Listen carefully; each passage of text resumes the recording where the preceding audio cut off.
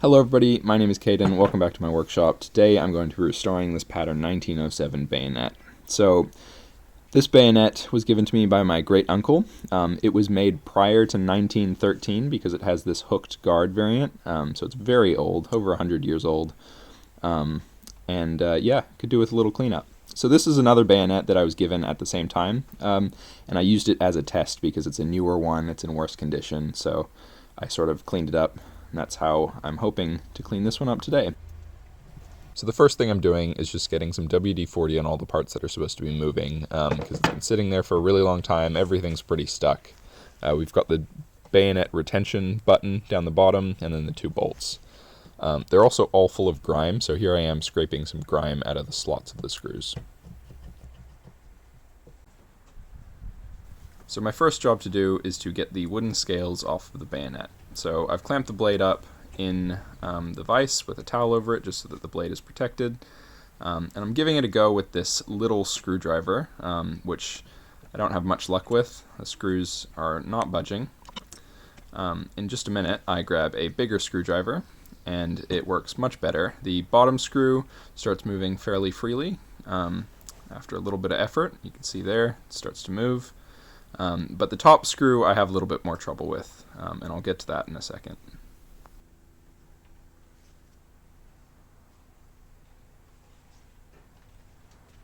Here I'm just cleaning more of that grime out just to get a little bit better purchase with the screwdriver, and here you can just see I got it to move a little bit. With a bit of effort, that top screw came loose, which is very good. So because this wood is over 100 years old, I've got this clamp on the handle to stop the scales from separating right up the top there as I unscrew this bolt. Works really well. Got that first bolt out, no problem. The second bolt was spinning freely, but the nut was spinning in conjunction with the bolt. So I ended up having to make a custom screwdriver that fit around the sort of shank of the bolt into the nut. You'll see in a second, it'll make sense. But that's what I'm doing here.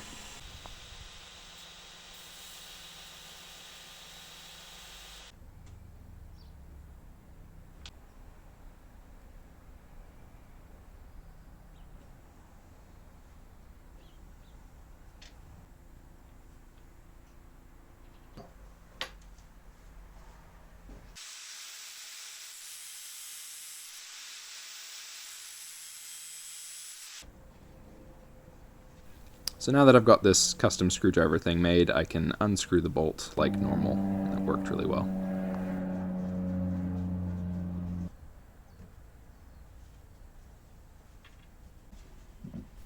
So I'm popping the clamp back on just to make sure those handle scales stay where they are and the bolt is the only thing that moves. Getting that bolt knocked out and we're finally able to remove the scales.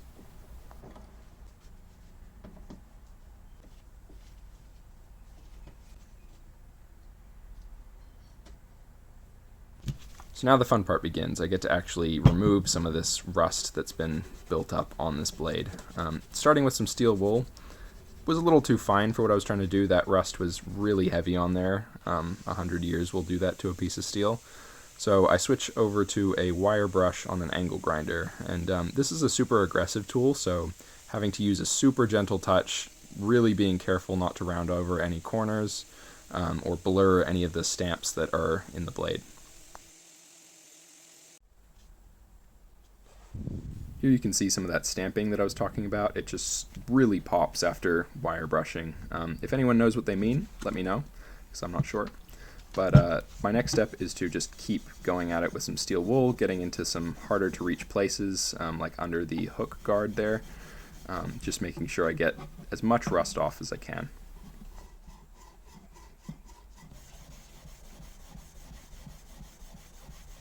Going into this project, the part that I had the most concern about was this button at the end of the handle here. So this button allows the bayonet to be attached or detached from a rifle, and it was completely seized. So it's kind of a key part of it being a bayonet, and I really wanted it to be unstuck, or at least I wanted to have the ability to replace it.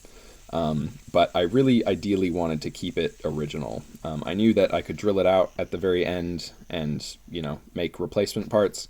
But I wanted to try to keep it original. So here is my plan A. I've got a piece of steel, making a little custom screwdriver, tapping it in to sort of form it to the shape of the head of the nut, and I'm trying to undo it. What ended up immediately happening was the tool bent. So sort of to be expected, I made it out of a super thin, unhardenable steel. So decided to move on to plan B, which apparently included giving it a few pathetic taps with a mallet and heating up the end of the handle here. Heat is a great way to loosen things up. You just have to be careful around parts that might be sensitive to heat, so I was keeping in my mind the fact that the sort of pommel section was soldered to the tang, and also that there's a spring inside of this button mechanism that I didn't want to ruin the temper on. I wasn't getting much done with the mallet that I was using, so I switched to this ball peen hammer, and that seemed to work a lot better. I was getting tiny little bits of movement, which really gave me hope that I could actually get this moving again. Here I'm just showing you some of the mushrooming around the end of the handle. And at this point, my theory is that the thread that comes through the nut, that is the button that I'm trying to unscrew, is sort of mushroomed over, and that's why it's not untwisting. So here I'm just grinding with a very fine belt the top of that button in hopes that that's all that it needs and it's going to sort of unscrew. Here I am trying to unscrew the button with my new and improved hardened 5160 screwdriver. It didn't unscrew, but it did loosen up the button quite a bit. So here I'm able to just sort of hit the button back and forth with a hammer or mallet. Unfortunately, it's still too tight to push with your finger, but I'm definitely making a lot of progress, which I'm happy about. Here you can see some of that twisting motion that I got with the screwdriver. Unfortunately, it never unscrewed, but this was a key part in how I got the button to work. In this clip, I'm just removing some mushrooming that had formed on either side of the button. This mushrooming was sort of just causing a tight spot whenever it was either all the way down or all the way up. So after removing that, it actually got significantly easier, and in this time lapse, I basically get it almost all the way unstuck.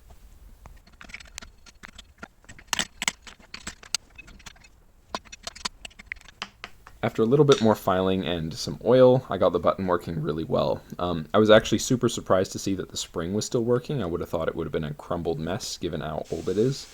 But my next step was to grind off some of the more superficial marks on the end of the handle, some of that mushrooming, and just get it looking a little more tidy. We're going to set the blade aside now and start working on the scales. And while I do that, I'm going to talk a little bit about my thoughts on restorations in general. So when we talk about restoring an object, the main sort of things that come to mind are we take something old and we fix it and make it new again, basically. But that's not the sort of entire goal. For this bayonet in particular, I don't want to erase its history by cleaning it back too far. If I clean it back too much and I make it new again, I've basically removed all of its story. So it has nothing left that it can tell us about how it was used, how it was ground originally, all of this stuff. So my aim is to clean it up, get rid of any rust, and sort of bring back some of its original character, but I still want it to show the marks of the journey it's been through. It's about finding the balance and sort of removing enough to preserve it, but not so much that it loses its history. Sort of respecting the past while giving the piece new life. So finishing up this sanding on 600 grit, didn't remove all the marks, just enough to sort of smooth out the handle, remove all the dirt that was sort of built up on it, and giving it a quick buff with some wax, just beeswax, to sort of shine it up a little bit. The last parts that need some attention are the bolts that hold the handle together. So I'm just kind of cleaning up. There's some burrs on the top, so I'm taking those off using some 600 grit sandpaper to sort of smooth out the surface, cleaning out dust with the screwdriver. Going to do that to the other one too, and then we'll clean up the shanks of the bolts and get these working nicely again.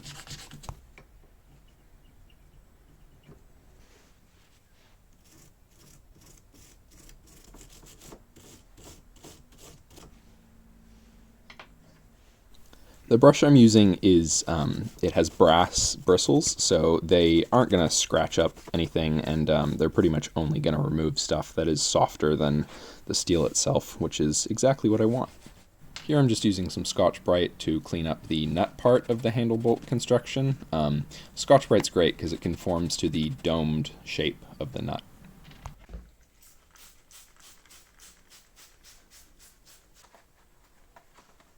Picking back up with the blade, our final step is to blue the whole thing. So I'm cleaning all the oils off, making sure it's totally free of anything that will stop the bluing from taking place. Then just going to grab my bottle of gun blue and rub it down with some bluing solution.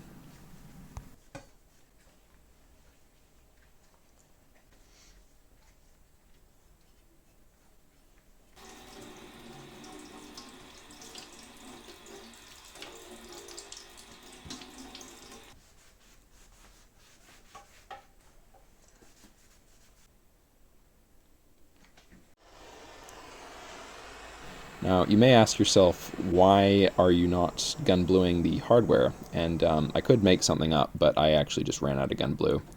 And this is slightly more interesting for the video. So I'm heat bluing these, just using a torch, heating it up to sort of a blue color, and then wiping some oil on, and it puts a nice black coating on the hardware.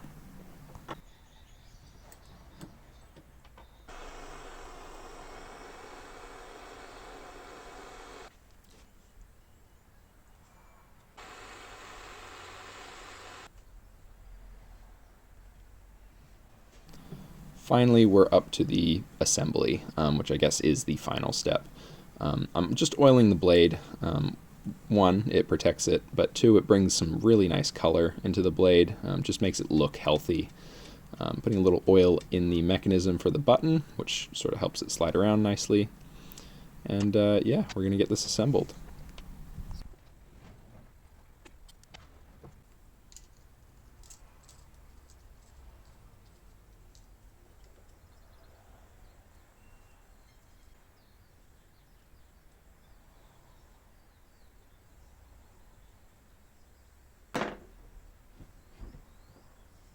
And that brings us to the end of the project. Here are a few photos of it before I started the restoration.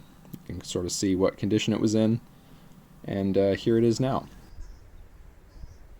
So going back to what I said about restoration as a way of preserving a piece's character, let me know if you think I struck that balance, sort of between removing enough to preserve it, but not so much that it lost its history. Or if you think I didn't go far enough, let me know. I really love that you can see all the markings in the steel, also in the wood too. There's this marking here, it has some letters in it that I can't quite make out.